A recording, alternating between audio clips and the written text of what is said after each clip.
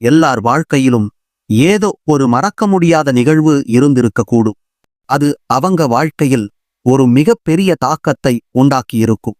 அப்படிப்பட்ட ஒரு தாக்கம் ரொம்ப நாள் கழித்து உங்களுக்காக ஒரு கடிதம் எழுதினா எப்படி இருக்கும்? 2 வருடம் ஆகியபடி இந்த கடிதம் உன்னை சேர்க்கிறது. வாழ்க்கை பல முகங்களை காட்டிவிட்டதோ என்னவோ. நலமா நீ? நீ சென்ற நாளை நான் தினமும் நினைத்து பார்க்கிறேன். அது என் மனதுக்குள் ஒரு தெளிந்த கண்ணாடி படம் போல இன்றைக்கும் மின்னிக்கொண்டே இருக்கிறது. நாம் நம் இறுதி சந்திப்பில் அதிகம் பேசவில்லை என்பதை நினைத்து பார்க்கும்போது எதையாவது சொல்லி இருக்க வேண்டும் என்று தோன்றுகிறது. இப்போது இங்கு வசந்தம், பசுமை சிரிக்கிறது. நீ இல்லாததுதான் ஒரே வேடிக்கை. நான் அவ்வப்போ உன்னை நினைத்து பார்ப்பது உண்டு. நீ என்றைக்காவது என்னை நினைச்சு பார்க்கிறாயா?